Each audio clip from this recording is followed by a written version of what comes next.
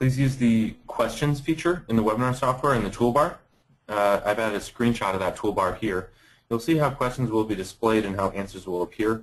Note that I recorded this image on a Mac, so your interface may look slightly different, but the function layout should be more or less the same. Your questions can be technical if you're experiencing problems with the software, or content questions about what is being discussed. Now, if you prefer, you may also email my coworker Kayla Mallon, whose email address is mallonk@si.edu. Again, that's mallonk@si.edu. We really would like a high level of participant involvement with this webinar, so please do ask questions as they come to you.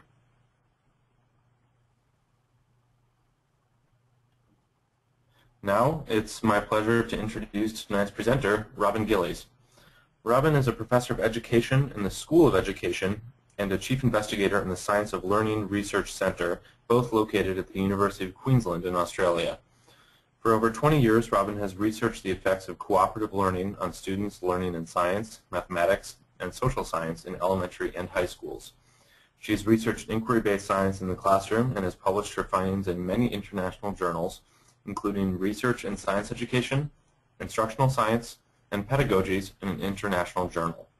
She has authored 2 books and over 100 journal articles and book chapters, and she is regularly invited to lead workshops with teachers on strategies they can employ to promote student discussion and learning.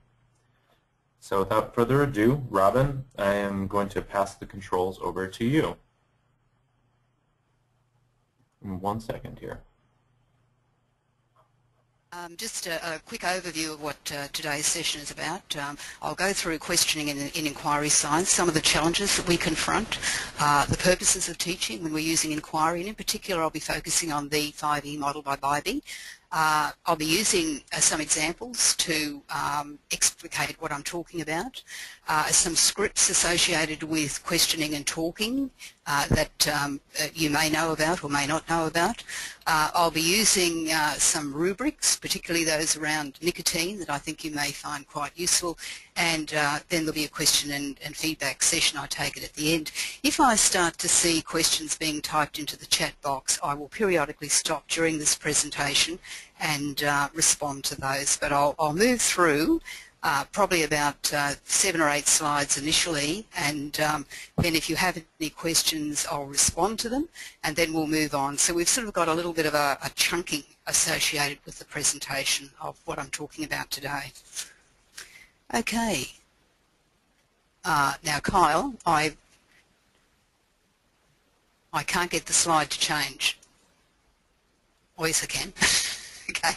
Questioning and inquiry science. Teaching students to ask and answer questions is critically important if they're to talk and reason effectively in inquiry science, where they're required to investigate topics, consider propositions and hypotheses, and problem solve together. We know when students are asking questions, they're thinking about what they're learning. So if they're sitting there passively, not asking questions or not raising concerns, they're not going to be able to reason and consider different ideas as we move through science. Kyle, I've got problems again with the slide. Some of the challenges that we confront, and this is well documented in the literature. Children do not ask and pursue questions about their own learning, so really in a sense we do have to be able to scaffold them through that or challenge them to be able to do so. They do not ask thought-provoking questions. They do not spontaneously use and activate prior knowledge to be able to generate questions. And unfortunately, in many of our classrooms, teachers have a transmission way of teaching where they tend to engage in a lot of initiation response feedback type questions or the IRF type questions with little opportunities for students to elaborate on the information they're required to do so on. And teachers have a tendency not to ask high-level type questions. So that's documented in a recent paper by Christine Howe and others in the Cambridge Journal of Education, if you want to follow that one through. It talks about 4 decades of questioning practices in schools.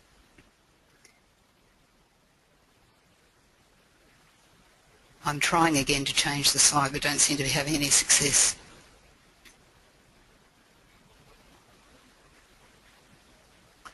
So the purposes of this session essentially are to share with you how you can set up challenging learning experiences that explicitly elicit student questions, how you can engage students in conversations about familiar contexts where they tap into their prior knowledge and experiences, and how you can create comfortable discourse environments to help students understand others' thinking and promote learning.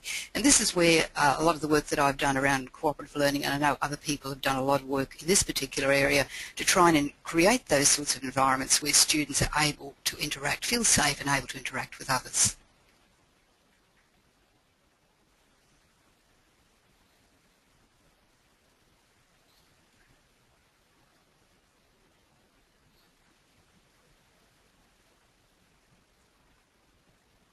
Okay, the sorts of interactional patterns that we see in science classrooms form essentially into sort of two sorts of types of language. We call dialogic type language or authoritarian type language.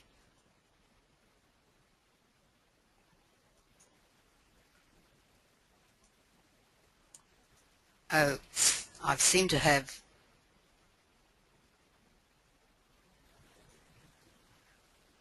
Okay, so the dialogic type teaching is what we call collective type teaching, where the teacher sits with the students and deliberately attempts to engage them in discussions. It's reciprocal, where it's not just the teacher talking or a child talking, one student talking, it's listening to each other, being able to process that information and build on it in an environment that's supportive, where there are no disparaging comments made about what people have to say, and it's cumulative, where the teacher helps the students to be able to build on the ideas of others, so they're moving towards a construction of the scientific topic that they're exploring together. Now, the other type of teaching is what I think we've missed a slide.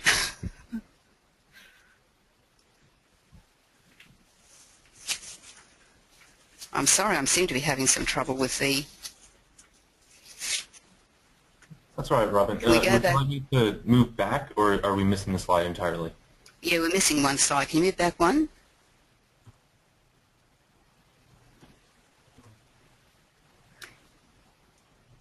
Okay, the other type of teaching is the authoritarian type teaching, where teachers tend to be quite direct in the way they talk with students. The idea behind that is to elicit specific types of information. They focus on a specific point of view, and they're minimally interactive with their students. And that's probably what we tend to associate more with transmission types of teaching, which we've done traditionally for a long, long period of time. Kyle, I might have to get you to change the slides. Don't seem to be able to do it. But authentic teaching, as we know in science, involves both the dialogic and the authoritarian. In the authoritarian approach, teachers often begin the lesson where we have to be able to be directive, explicit, translate or explain information to students so they understand exactly what the expectations have to be. But we don't continue with that approach to learning all the time, because students very quickly turn off, and unfortunately this is what has happened in a lot of our science teaching over many, many years, is that teachers have tended to think, I've got to get through so much information, I must pack it in as tightly as I can so the students have it. But unfortunately, often they don't get a chance to process it. The processing of the information occurs when students themselves can engage in dialogic discourse with each other and the teacher to clarify and make meaning of what they're actually learning in the science classroom. Next slide.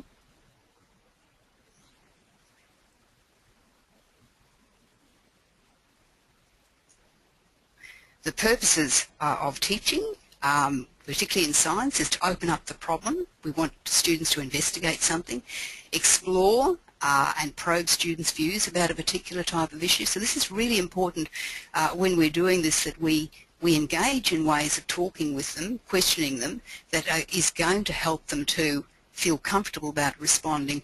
Open type questions. I wonder, can you tell us a little bit more about that? Have you thought of such and such? These are sorts of question stems that we can use to encourage the students to engage more with us.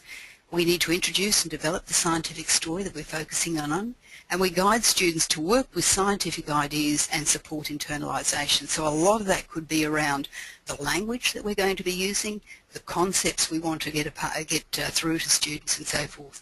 We guide students to apply and expand the use of the scientific view by handing over responsibility to them at different stages where they conduct their own investigations, and we maintain the development all the way through of the scientific story. So what I'd like to share with you now is the 5E model, which is an approach to teaching science. It's a guided inquiry approach. So I think that most scientific inquiries in schools, primary schools and high schools, need to be well structured, well guided. I found from my own sort of work that if we're not fairly explicit around what we want students to do at certain stages, they can get quite lost, and we don't want that to happen. Next slide.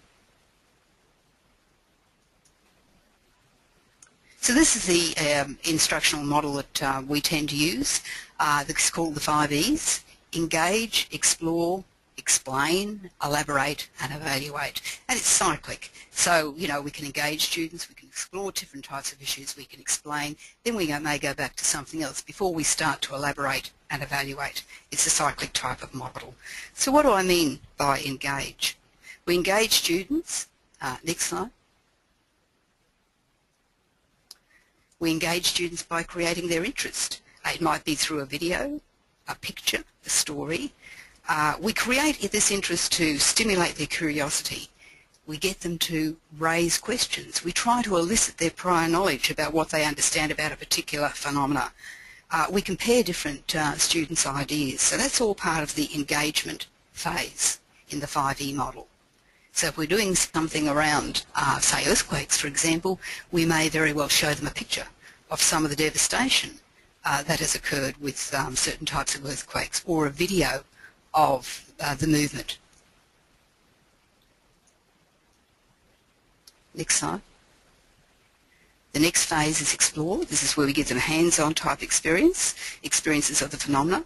For example, constructing an earthquake-proof building. You know, if they've had no experience with doing that, what are some of the issues that they're going to encounter? So they experience the phenomena or the concepts, they explore questions, and they test out their ideas. They investigate and solve problems. So if you're getting them to construct an earthquake-proof building as part of a way of getting them to explore some of the issues around the forces and energy that are released with earthquakes, and they've never done this before, they will need to understand how to brace the building. They need to understand how to structure it in a certain type of way. So if this is new to them, these sorts of experiences are things that they can look at and say, oh, this is what we need to do. This is what we did, but it didn't work. This is what we probably need to do. So it's helping them to make meaning from their learning that's occurring. Next one. The next phase of the 5E model is to get the students to explain, to develop scientific explanations around their observations and represent their developing conceptual understanding, compare ideas with each other, introduce definitions and concept names, and we can use word walls to construct all of this sort of information. How do you think this house ended up looking like this? How do you explain it? Tell us again what you mean, because I saw some of the students looking surprised by what you said. So all the time we're trying to engage the students in a discourse around the phenomena that they're exploring and getting them to tell us rather than us telling them. The next one is explaining, elaborating, okay? Extend our understanding to a new context or make connections through student-planned investigations. For example, interpreting a seismogram. Can we read a seismogram? We've been doing some work around earthquakes. What does it mean? What do the different wave patterns mean and so forth? We use and apply concepts and explanations in new contexts and reconstruct and extend explanations. We know liquefaction can sometime occurs when there is an earthquake. Can you explain what it is and why it happens?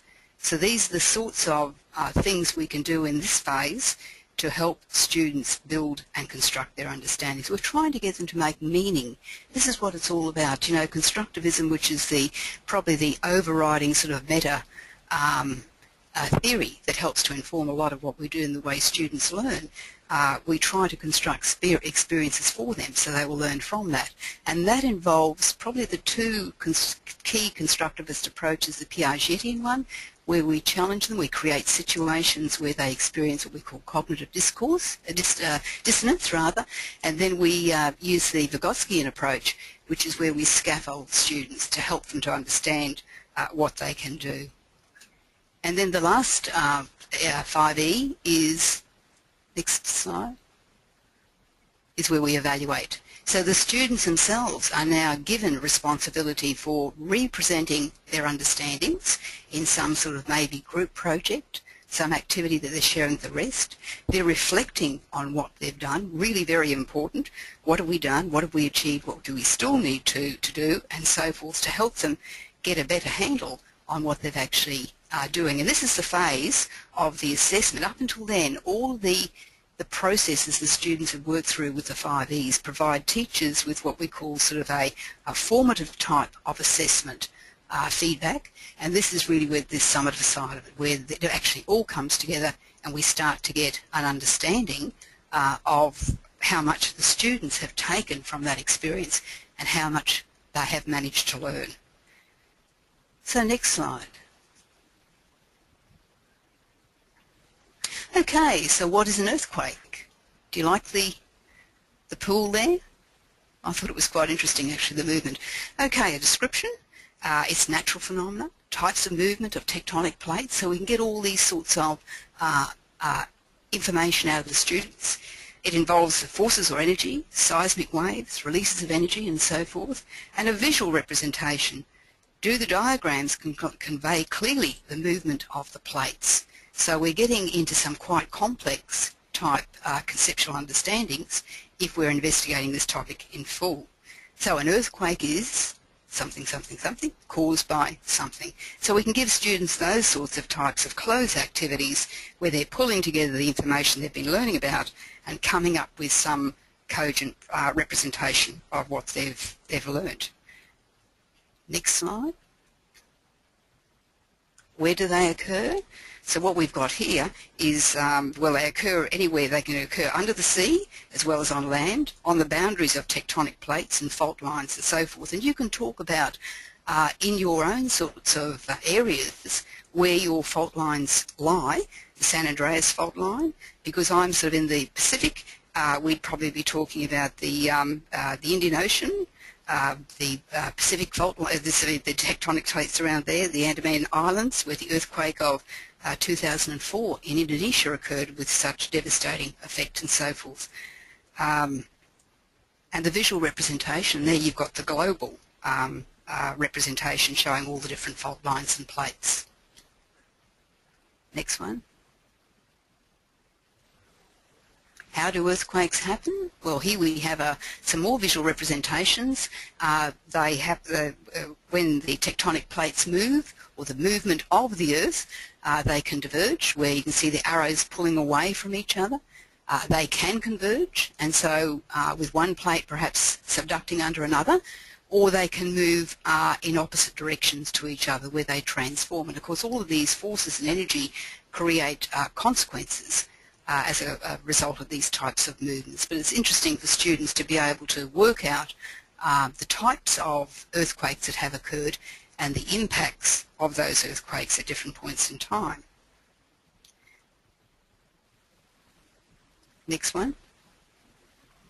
How do we measure earthquakes? So if we're studying earthquakes, we have to have a look at the tools, and the tools are the seismometer, the seismograph, with a description of what it is, the wave variation that occurs, the seismic wave activity, and the magnitude.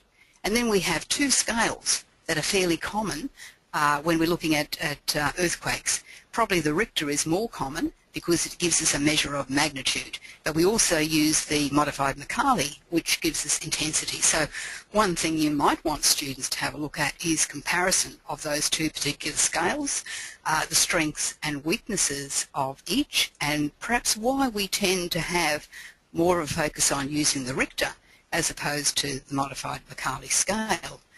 The visual representation, the variation in the size of the waves. You give them a seismogram, get them to try and interpret what they're seeing on that printout can be quite fascinating. I'll talk about that in a few minutes. Next one. So what are the effects of earthquakes?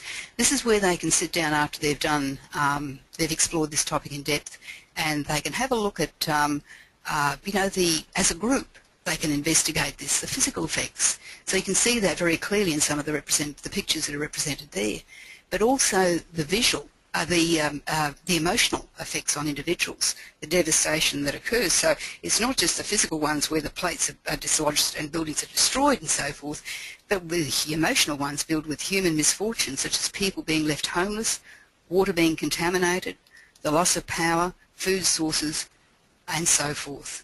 And then, of course, you've got the visual representation, before and after drawings, warped railway lines, destroyed roads, power lines, and so forth. So students can build a very comprehensive understanding of this particular topic if they're asked to investigate these sorts of social issues, as well, social emotional issues as well. So let's have a look at how we measure earthquakes. Next one. And you can do it this way, and I mentioned before the Richter and the modified Mercalli scale. You can get them to have a look at those, explore them in depth, what are the advantages of each and the disadvantages, and they can share that information. So all the time we're getting them to compare and contrast different pieces of information with the intention of helping them to be able to analyse and synthesise key ideas that we want them to take. Next one.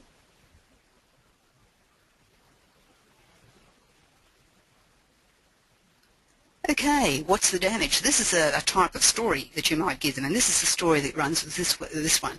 An earthquake occurred in the small town of Shockton. So they've been studying earthquakes, but you give them this fictitious story. The magnitude of the earthquake was 6.9 on the Richter scale. Look at the seismogram below, showing the seismic waves across a short period of time. And so pretend you're in a school in Shocktown. This is how you might take it further.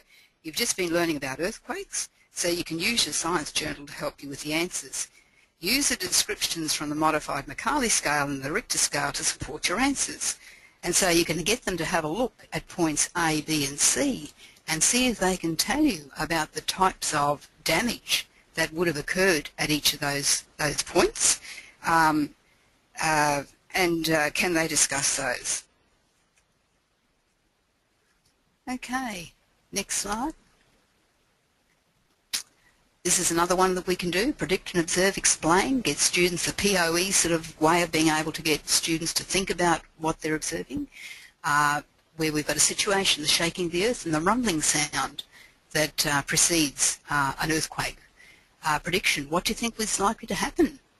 And what did you see, hear and feel? And anyone who's lived through an earthquake will tell you some of the terrifying noise that they hear associated with an earthquake and how they never forget that.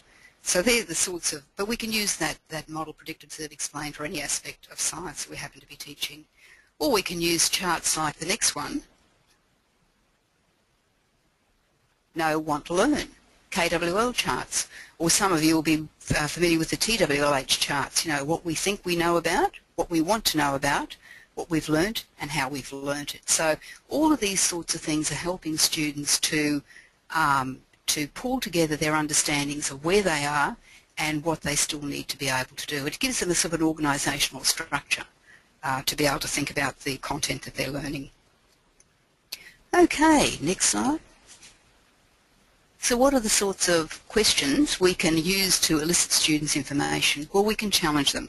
And this is really very important. We don't want to always just be asking IRF type questions, although IRF questions are very important because they can be a way of very quickly getting a sense of how much students are following what they've been learning, but then we need to raise questions that challenge them.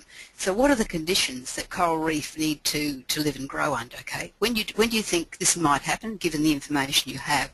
So you're getting them to think about issues, pulling together their ideas and challenging them to come up with an answer. And this is what I mean by, in a sense, using the Piagetian approach, where you're creating almost a state of cognitive dissonance, where you're wanting them to be able to tell you the answer based upon what they know at this point in time. Reasons are required, so tell me why you came up with that solution. What did you think about the work that they presented? Tell me what you think and why. Okay, so these are sorts of ways of really engaging students rather than just getting them to come up with minimal responses, getting them to be more elaborative in the discourse that they use. Metacognitive thinking. Have we covered everything? Is there anything else we still need to do? Was there anything else that you thought of in your group that you hadn't thought of before? Next slide.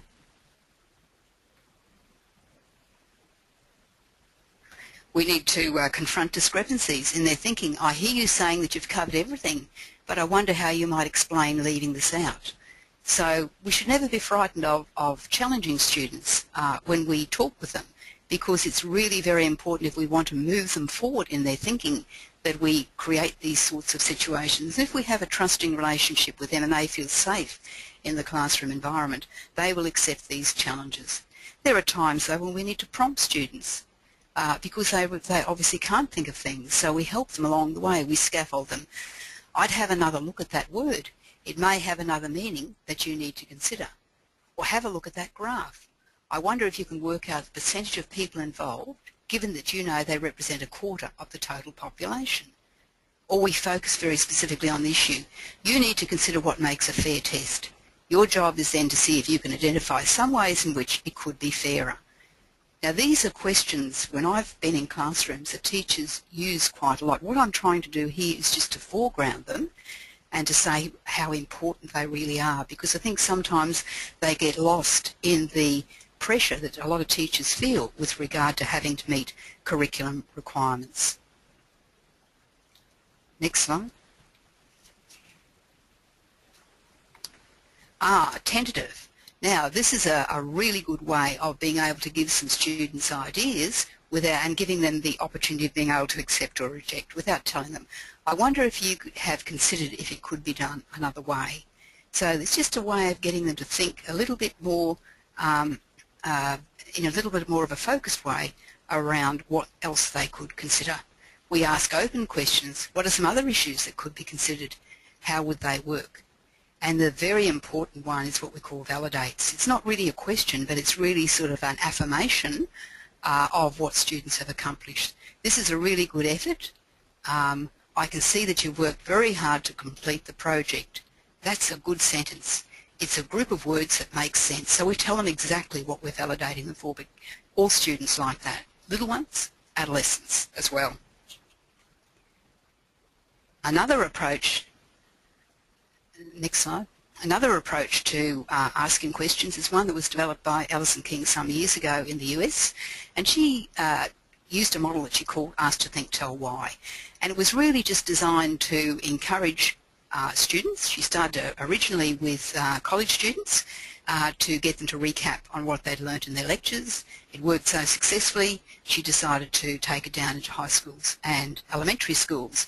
And the evidence is that this particular approach, when teachers are prepared to use it, works really well. So we ask different types of questions when we're working with our young people. Review questions, where we want them to recap or tell us a little bit about what they know. What does such and such? Describe in your own words, okay? We ask probing questions. Tell me more about such and such. I don't understand. What do you mean by that? Or hint questions. Have you thought about doing such and such, okay? How can such and such help you? And then, of course, intelligent thinking questions. What's the difference between X and Y? What do you think would happen if such and such? So these are the ones that really force the students to bring together the information they have at this point in time and how they can reconcile it to come up with an answer. And then, of course, we have our metacognitive questions, or thinking about thinking. How did you work that out?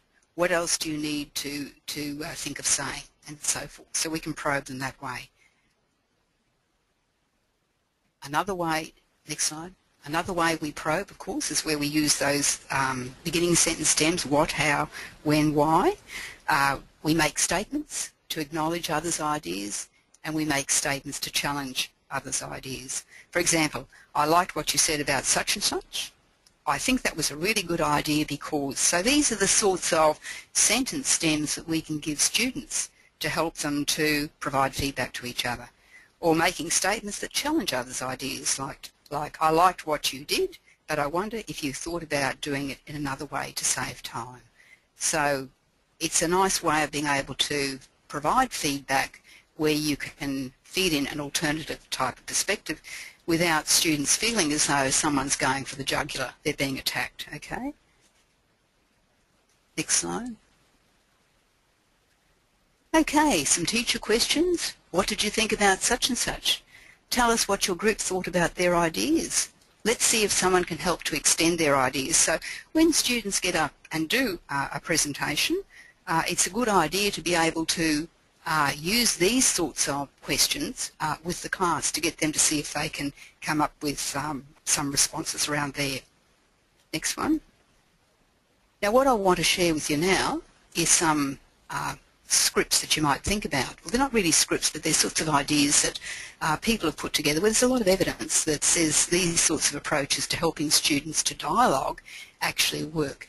And this is an approach that's used by Neil Mercer and his team from Cambridge University. They've been doing some research for many, many years around what we call exploratory talk.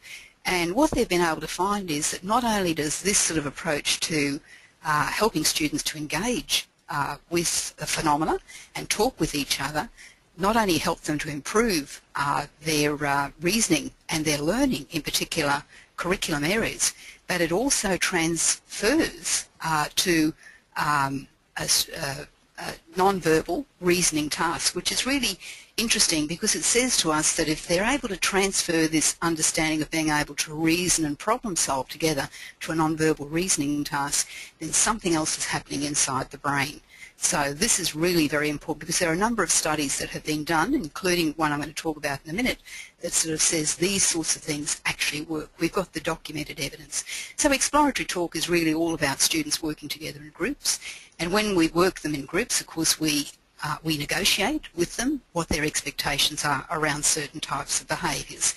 And this is really particularly important with adolescents because they don't like to be told things, but if they feel they have some control over what's actually happening, they're more likely to want to be able to work with the group and work successfully. So we share our ideas. We try to reach agreement, so in a sort of a democratic type of way. We accept responsibility for what we're doing. We provide reasons, and this is really the key to exploratory talk. So it's not just a matter of saying, I think such and such. Students learn to provide reasons. We accept challenges in a constructive way from others. We think of alternative ways. We listen to alternative things, and we encourage each other in our talk.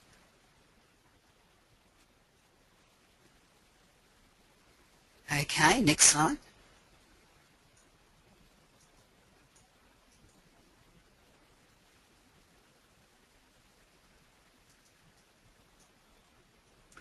Okay, accountable talk. Now this is something that has come out of the University of Pittsburgh with Lauren Resnick over many, many years, and it's very, very similar to exploratory talk, but we teach students different ways, or we negotiate with them different ways in which they're expected to be able to work together. So in accountable talk, students learn that they are accountable to their peers, their community, because all of the accountable talk interactions occur in whole class settings and small group settings.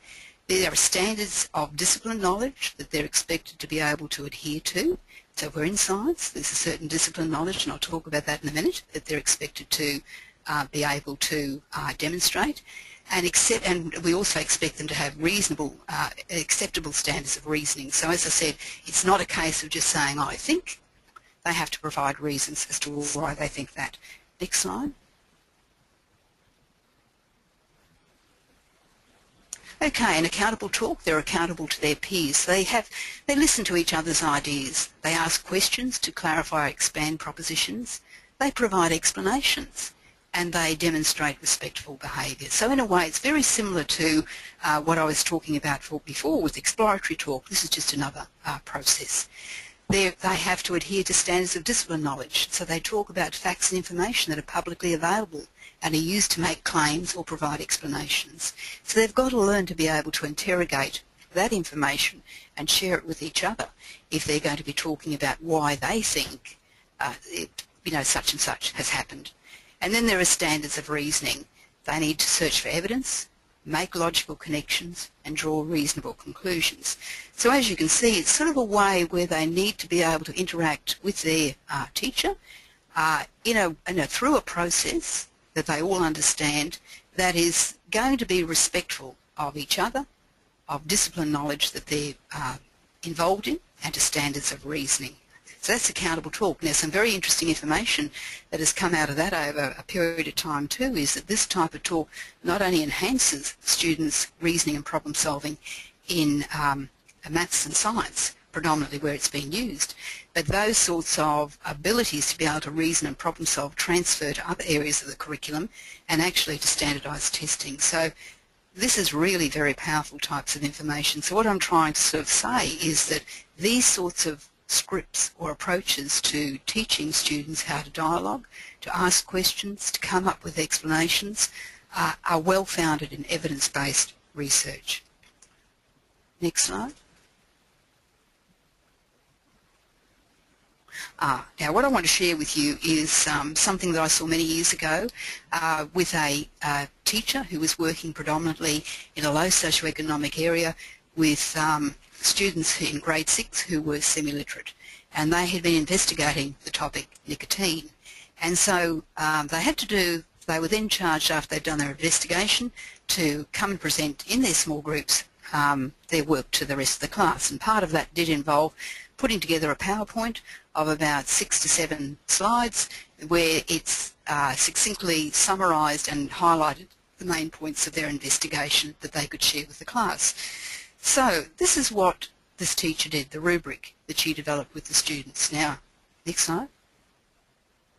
If I can share with you, I know that looks, congested, but in actual fact, she started off saying to them, okay, now, you have a look at the left-hand side there, the criteria. She said, okay, if you're going to be talking about nicotine to the rest of the class, what are some of the key things? So I've called it criteria, but she was talking about key points, okay, they need to raise. So I've made this rubric a little bit more sophisticated for you, but in actual fact it was a quite simple way of being able to construct it in language they understood. What are the key things that you will need to emphasise, key criteria? So the students said, well, we need to describe nicotine. We need to talk about how it affects the body, how the body processes nicotine, people who are affected by it, explain why it's a drug. So she went through this with them, and I was really quite surprised that that was all done in a period of about 10 minutes on the whiteboard.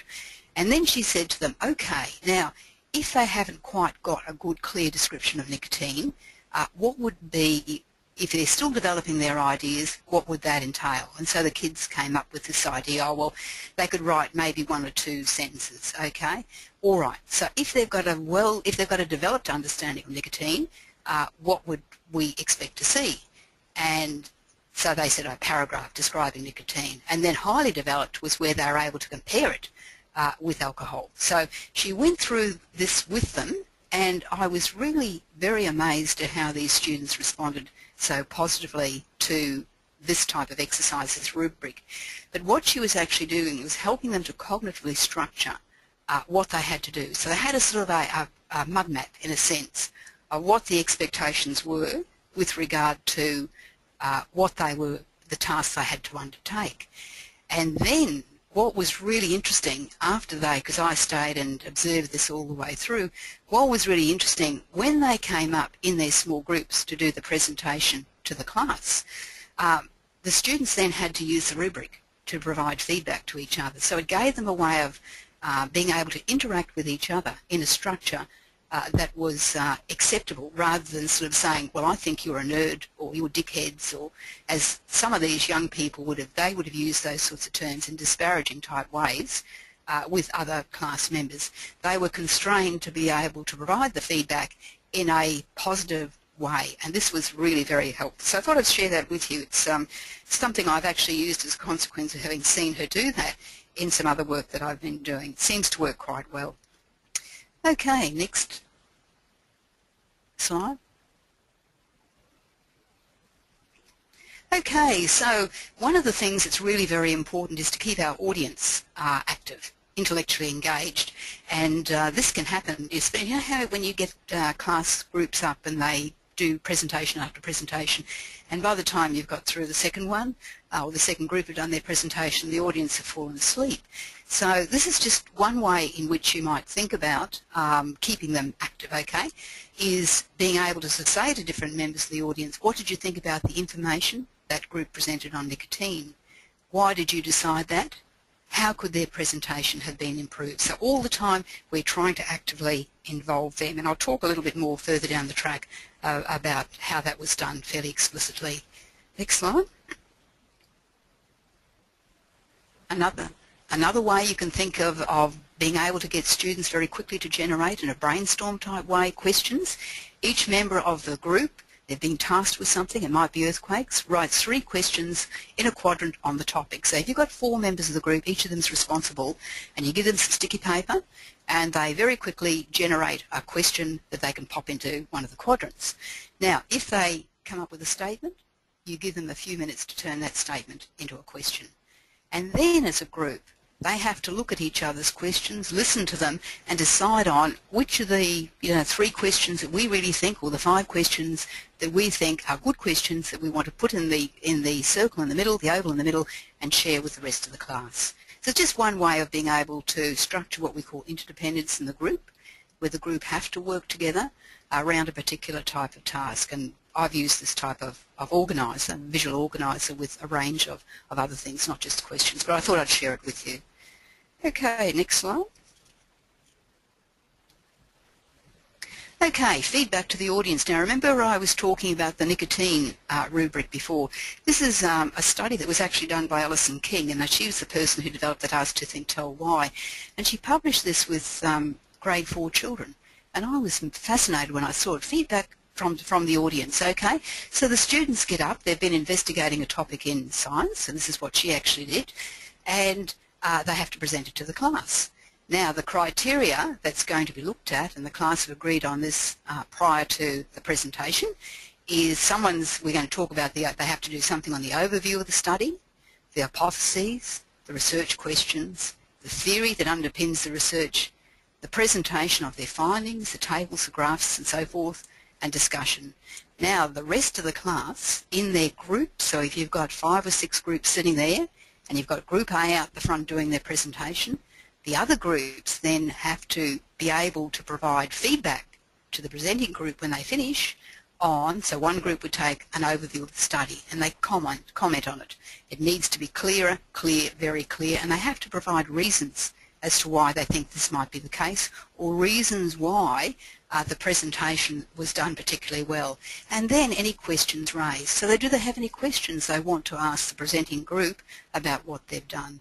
So that's just, that sort of rubric there worked very well with grade 4 children, and I've used it again in elementary classes and again in high schools. And I know a number of teachers have used it because it's a way of being able to keep that audience intellectually engaged with the presentation of the group, helping them to process and think the whole time about what's actually happening. And so next slide, what can the teacher do then? These are some of the responses that the teacher in middle years classes can think about. Students listen as the group report, and students are asked to recall 3 positive aspects of each group's report. So sometimes you need to give them sentence stems. I like the information that group presented because, or I think that was a really good idea because, okay? So you're getting them to feed the positives, and then the teacher asks, and then they can ask questions that need clarification. Can you tell, I think that was a really good idea, but I wonder, have you thought about doing such and such? So all the time we're teaching them to frame up their interaction in a way that is not hostile, in a way that's constructive. The teacher in turn may ask others in the class to comment on the reasons the different groups have provided. What do you think about that point? Do you think the reason presented is acceptable, and why? So they're the sorts of ways in which teachers can actively involve students in thinking about the phenomena they're investigating, asking questions, learning to engage constructively in the way they interact with each other, learning that there are expectations with regard to their peers, to their discipline knowledge, to the way they reason and problem solve together. So I hope that I can't see any questions there at the moment in the chat box, but I'm certainly very happy if you want to email me or talk to me. I'm certainly very happy to send you any of this information if you want it. I get quite excited about it because I love working in classrooms with teachers. I always think to myself, you know, if I was a scientist, I'd be in a lab looking through the microscope into the petri dish. But because I'm a social scientist, I need to be in classrooms with teachers, and I learn such a lot from working with them. Kyle, I think that's all. All right, thank you, Robyn. That was an excellent presentation. We do have time for questions and answers. So participants, if you'll please submit questions to the webinar software's toolbar, we can respond to them as time will allow. We did receive one question so far, and this question is, in general, is it better for the student to create their own questions or for the teacher to structure that questioning and prompt it? That's a really good question. What I've actually found is it's really good if students can generate their own questions, but in actual fact a lot of students have difficulty doing that. So I think what I was trying to highlight today was the importance of us being able to prompt and scaffold and challenge students. So what I've noticed from my own research is that teachers use a lot of these sorts of ways of interacting with students, but if we highlight them and they can continue to use them, students will eventually what we call appropriate what the teachers are doing. So they end up appropriating in a way where they provide extra information. It's really very interesting. Extra information in response to what the teacher has said or somebody has said, and they in turn learn also to be able to ask questions of each other in a very constructive type of way. So I would say yes, it's really great if students can generate their own questions, and you know, maybe that sort of visual organiser that I gave you where they have a topic and they have to write down 3 or 5 questions around the topic in their quadrant and then negotiate with their group around the 5 best questions that they can share with the class. All these sorts of activities help students to realise the importance of asking questions, thinking about what they're learning. That's really important because they've got to think to be able to ask questions, and then to frame their questions in a way that are interesting for others. Great. I hope that sort of answers the question. I believe it does. Thank you. We are getting some other questions about requesting copies of these slides. So for the group, we will be putting a PDF copy of this whole PowerPoint up on our website following the webinar, as well as the recording of it. So you will be able to download those PDF slides after the fact. Another question, in the 5E model, at which point is there teacher-directed lessons? The 5E seems to be after teacher direction, and this person requests any suggestions. Okay, it's a guided inquiry model. Okay, I have never honestly found inquiry to work successfully when it's not guided or structured. So all the way through the different phases of it, engage. You know, the teacher very carefully picks out something that's going to stimulate the children's interest. So if we're dealing with earthquakes, it may be a video, it may be a picture. They engage in a discussion around it, okay? And they might, as a consequence of that, start to put up some words on a word wall that talk about the sorts of phenomena they're talking about. So very, very guided. When we explore, we talk about experiences. So again, the teacher would structure that sort of activity where students were provided with some ideas about how they might be able to explore the topic in depth, the resources, you know, the websites, how they might structure the discussion they have with each other, working with a peer. So you have expert groups investigating different types of topics. So all the way through the 5E model, maybe I didn't get that. I probably didn't explain it clearly, but certainly all the way through the 5E model, it is very much a structured approach. I know when I've worked outside the 5Es in science, and I've worked just generally in cooperative learning, it's the same thing. We do have to be able to structure the activities for the students. I sort of think of it in a sense as a little bit like limited democracy. You know, the students are getting a little bit of a choice, but really in a sense, you know, because we're teachers, we have to be able to move the lesson forward in a way in which we want them to be able to help them to understand what we're trying to, the concepts we want them to learn. I hope that sort of explains it a bit more. Yes. One person asks or reports that they run an informal out-of-school science cafe program for teens, and sometimes the teens are very involved, actively asking questions, loving their environment, and at other times they are half asleep.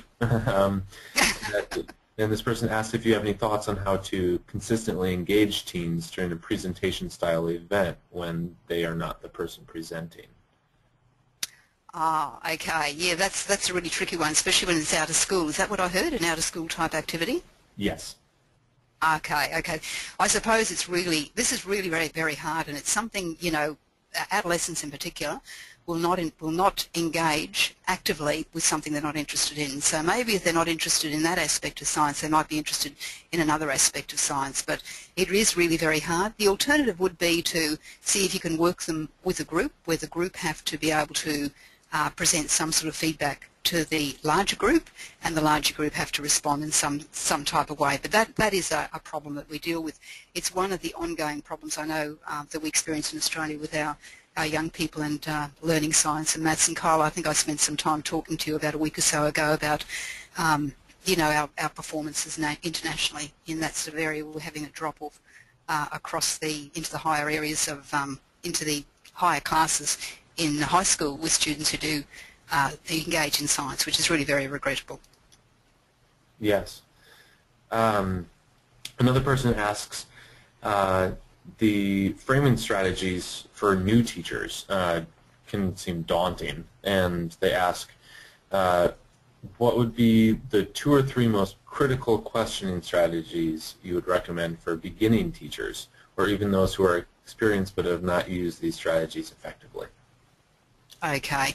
My suggestion would be to take perhaps one of the, I mean, certainly IRF type questions, you know, where you elicit information, you respond, you provide feedback, are important questioning techniques. Okay, I hope I wasn't too disparaging of that particular approach, but I think if we can really try and build on those, and that might be something that teachers might try, beginning teachers might try to do, you know, say to themselves, okay, well this time over the next week I'm going to see if I can ask some questions that really challenge the children to think about how they compare and contrast different types of issues. So just think of maybe 1 or 2 types of questions, and maybe pick something like, you know, exploratory talk or accountable talk, and see how you go.